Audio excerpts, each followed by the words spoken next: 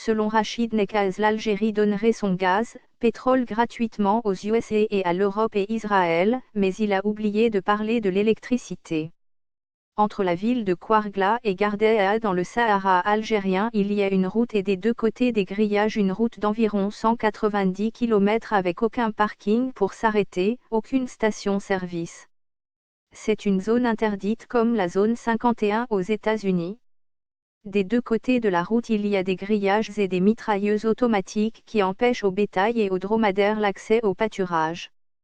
Au loin il est possible de voir des milliers de centrales électriques protégées par l'armée, il y aurait ainsi environ 3000 stations de production d'électricité, chacune pouvant alimenter une ville de 200 000 habitants. Pourquoi l'Algérie produit l'électricité nécessaire pour 600 millions de personnes alors que le pays ne compte que 40 millions d'habitants?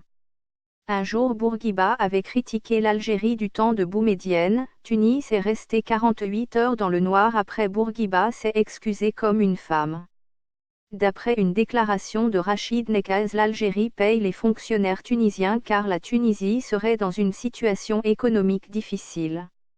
Selon certaines rumeurs, l'énergie nucléaire serait un hoax, une fake news et les centrales nucléaires ne produiraient aucune électricité. Si ça se trouve, toute l'électricité en Europe est produite en Algérie et les centrales nucléaires françaises ne produisent rien du tout. La preuve, la France n'a jamais fait marcher sa centrale nucléaire de Halden en Norvège.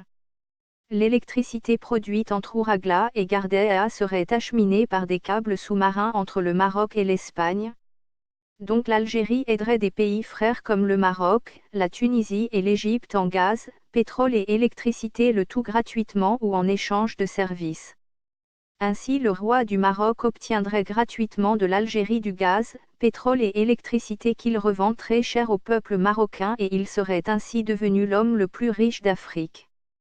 Pareil pour Ben Ali qui taxait lourdement le peuple tunisien ou Sisi le dictateur qui doit donner les richesses algériennes destinées au peuple frère égyptien à Israël.